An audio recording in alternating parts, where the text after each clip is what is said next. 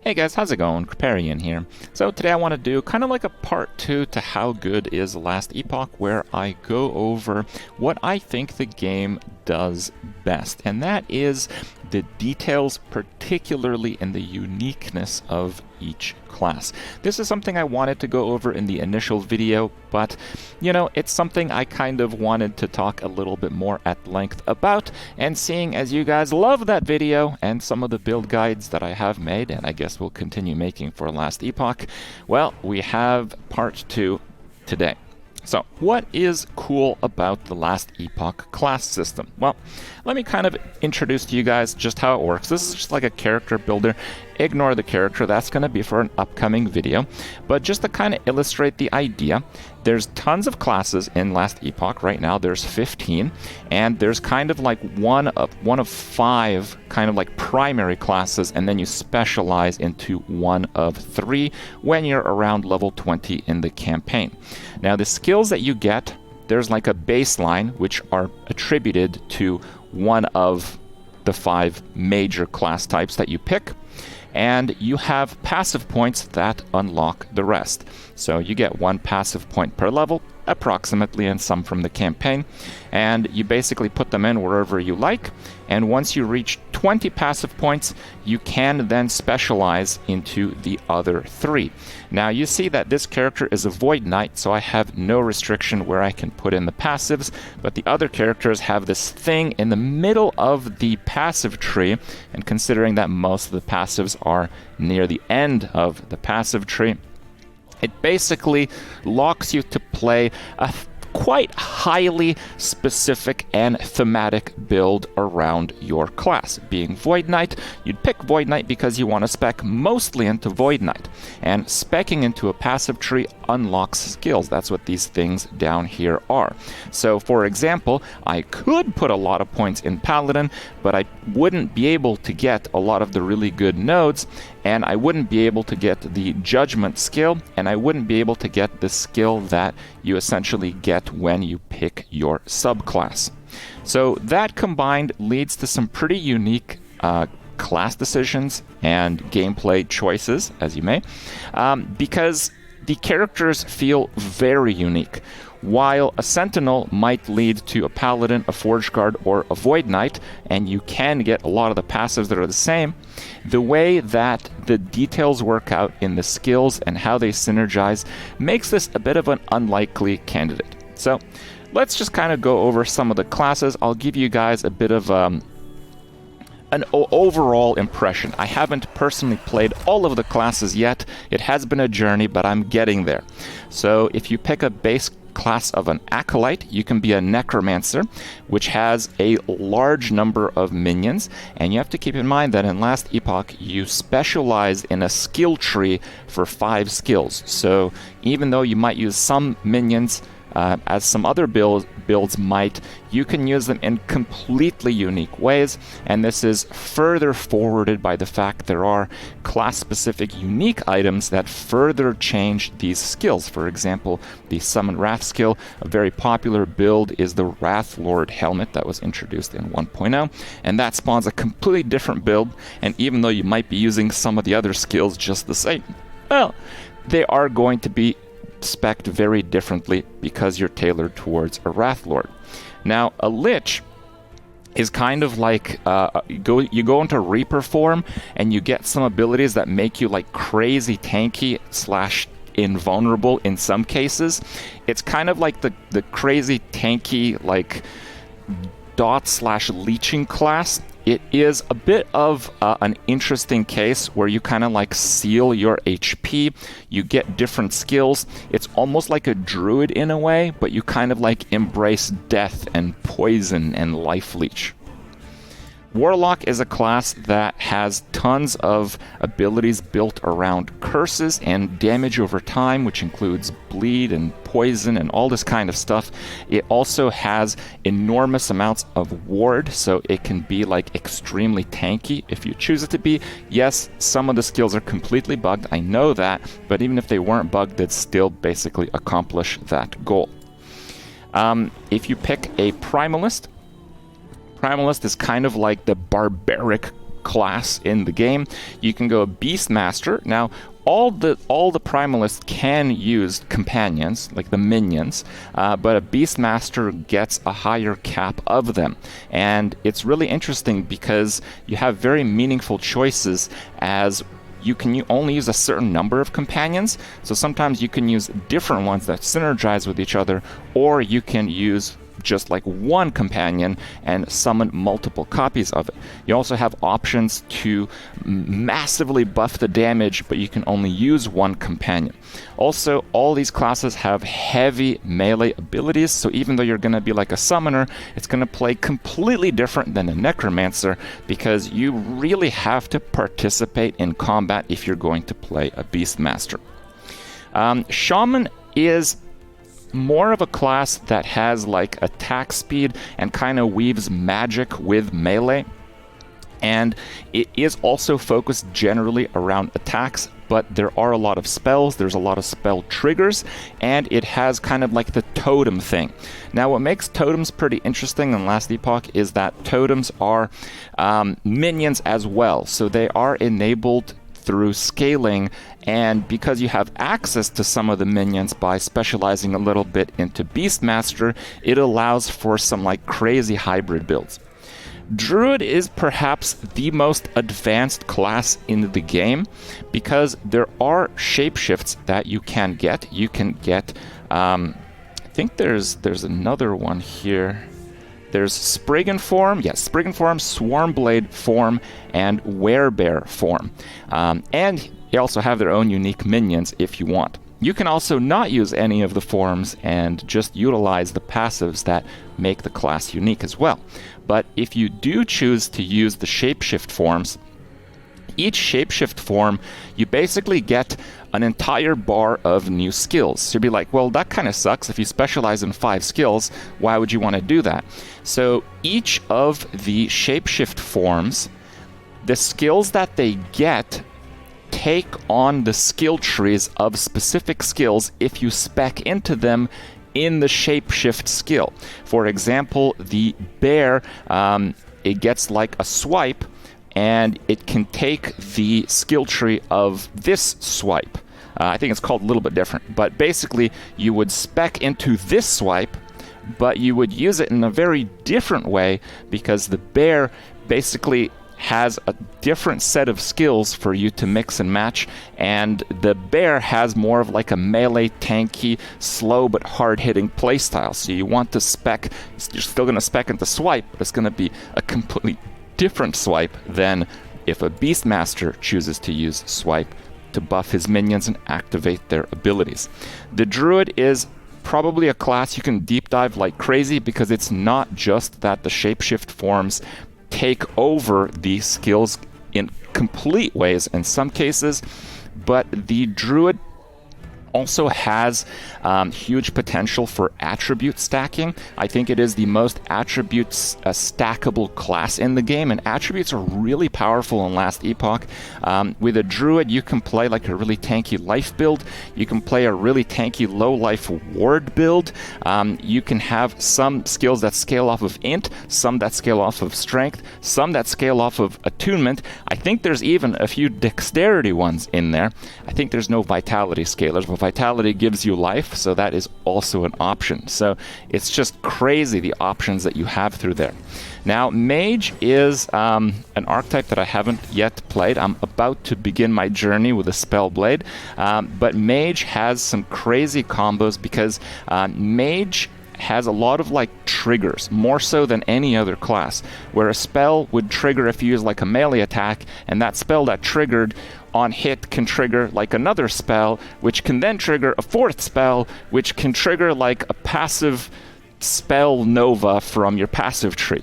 And usually a lot of these things utilize mana, so it's like crazy resource heavy, but mages have a lot of mana manipulation, where you can have converted mana usage into ward, which is kind of like a, barrier defensive mechanic. And honestly, this is one of the class types that is still being solved, because it's so hard to say that like this setup is the best one when there's so many moving parts interweaving resources, damage, and survivability. The Sorcerer generally has a focus on really high-cost spells. The Meteor is one of the highest damaging spells in the game, but it's very difficult to use because it has an enormous mana cost, and the Sorcerer takes advantage of these mana costs in some cases, but this cost is so large that you kind of have to, really work your way around it.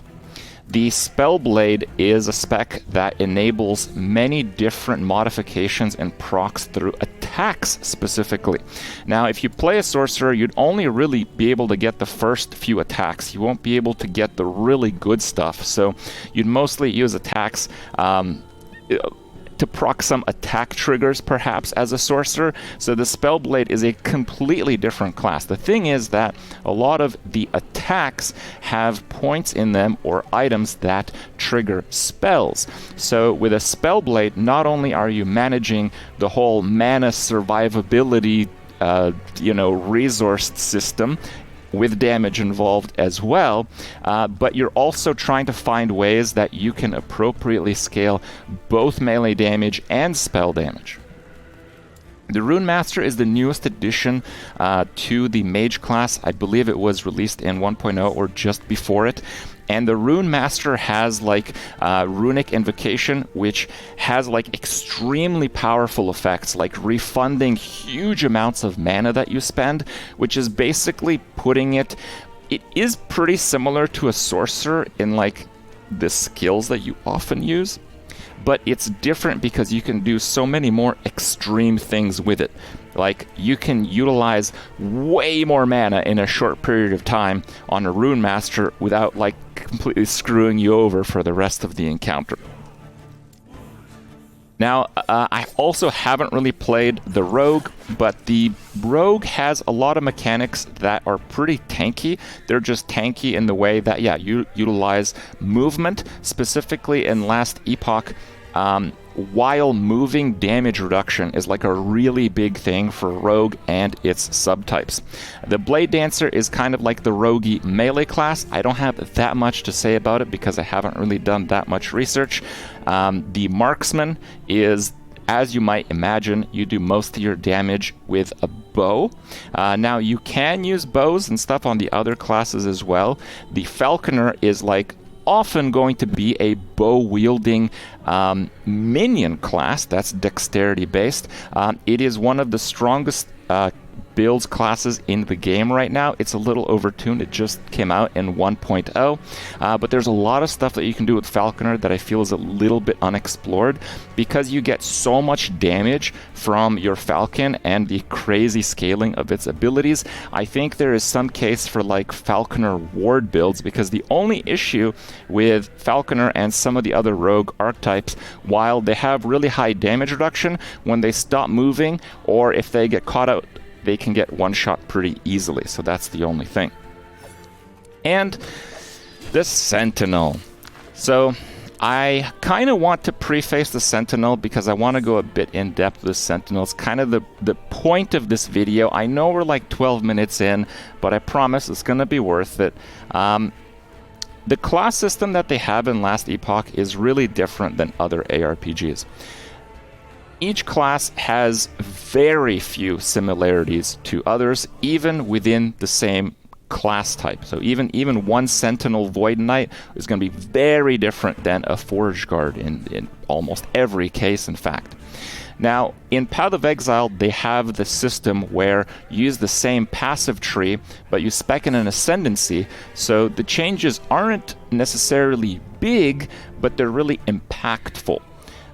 Now, this is pretty interesting, especially because you start in different spots on the passive tree, and certainly you get very different and unique characters.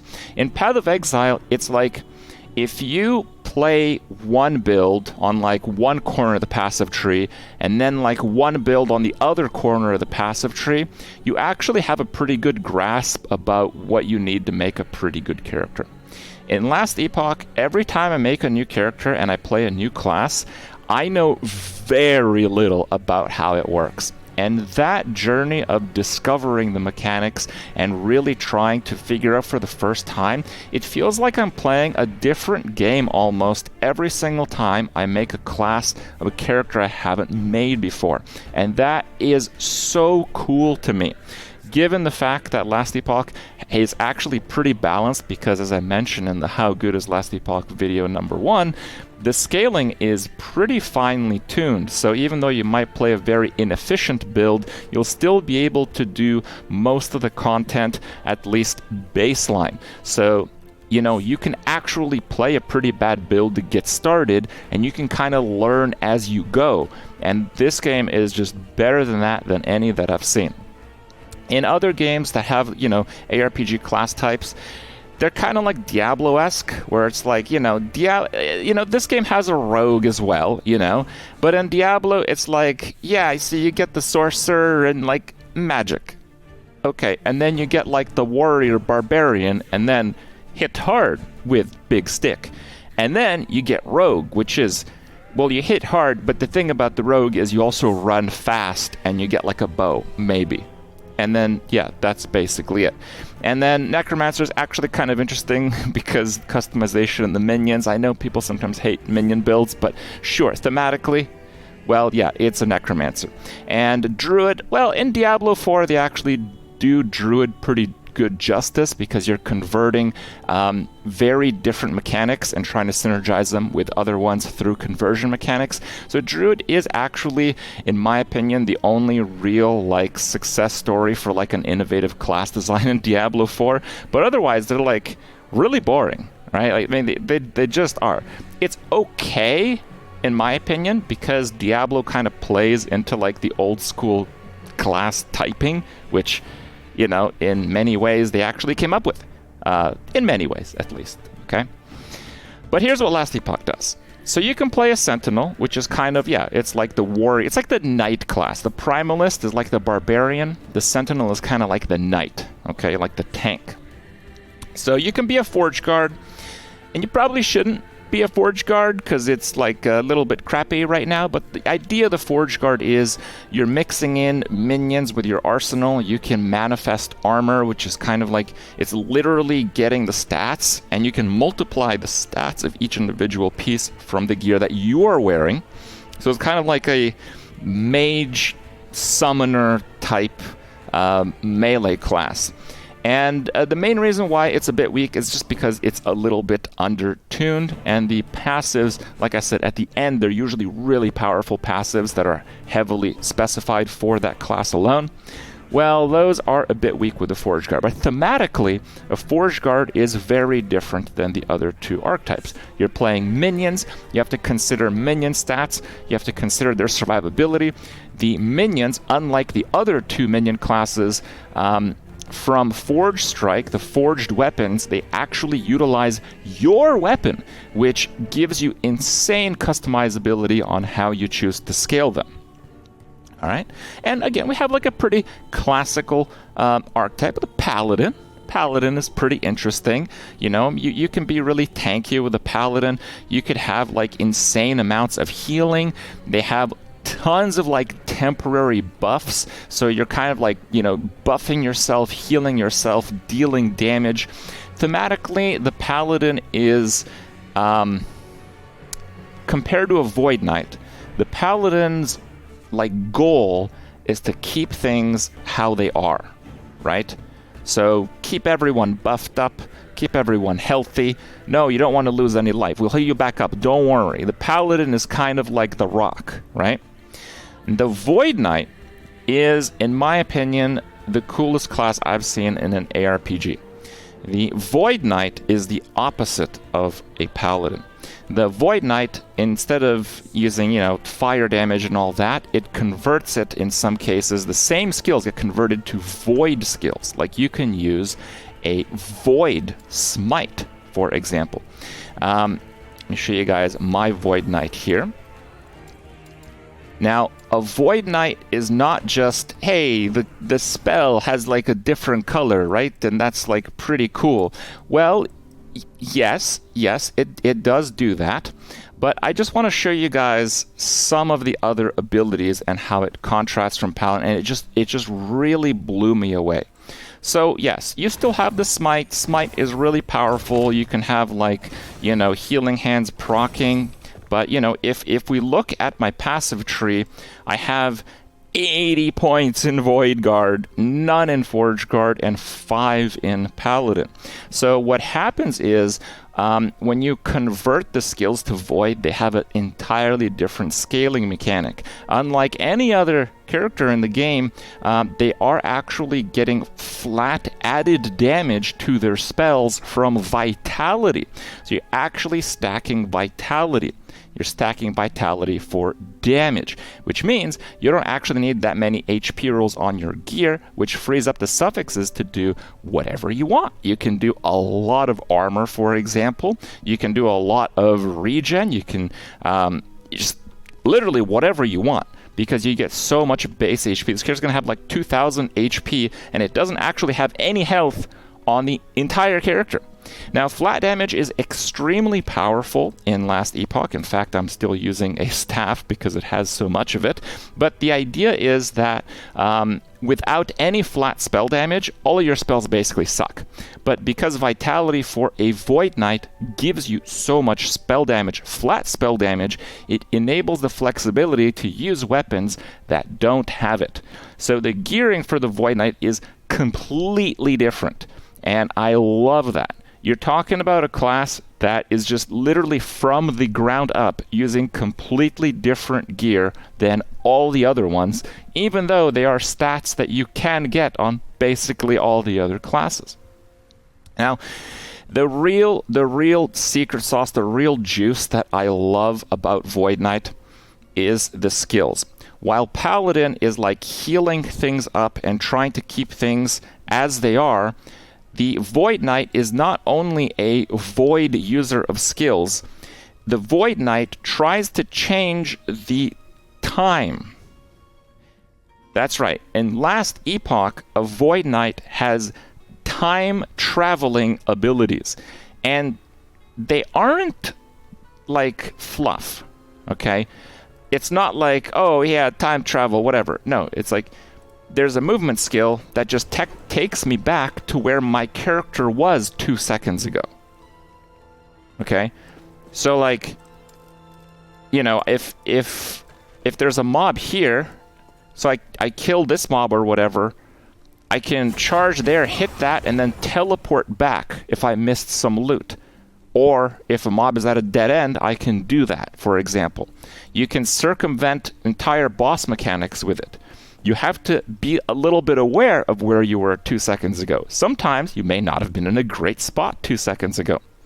Now, the thing that makes this really interesting is that because each skill has its own skill tree, you can modify this like crazy. If you want, you can travel further back in time, up to 4 seconds if you will.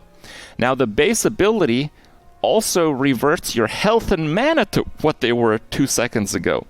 So, if you want, you can actually have a build that just dumps a ton of mana, and then you volatile reversal to get all of your mana back if you are able to spend it in 2 seconds.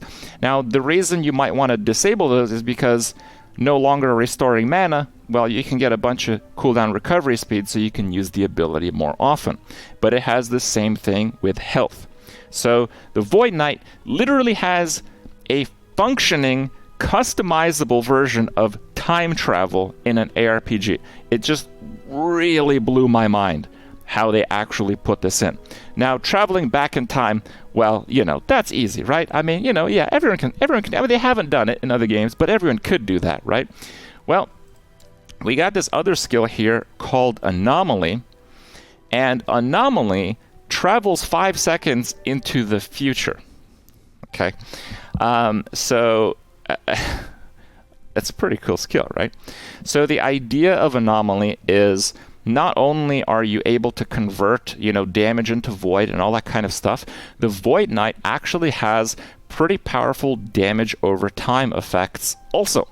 So Anomaly traveling in the future essentially fast tracks your damage over time effects. And this allows you to stack certain things happening at the same time. It allows you to have like proper burst windows because, well, you can combo traveling back in time, because this can give you a damage multiplier, with fast forwarding dots through Anomaly by then traveling forward in time.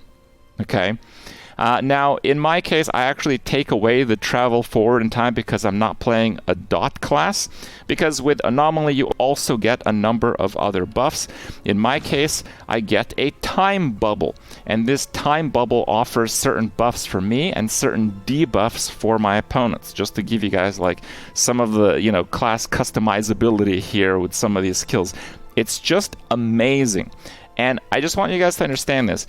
So, you know, like this travel forward in time ability, like this whole time thing, this is just Void Knight. This is one of the 15 classes in the game. So I've played like 5, maybe 6 classes now I've looked into a little bit, but each one, it's kind of this discovery process, and it's just so cool. So I thought I had to share with you guys in its full detail of the best part about Last Epoch for me. And, well, I hope you guys enjoyed it. Probably if you've played a lot of Last Epoch up until this point, well, you might not know how cool Void Knight is. It is very cool. And actually, I will have a build guide for the Void Knight because it's probably one of the strongest characters in the game. So I hope you guys enjoyed it. Hope you learned something, and we'll see you next time.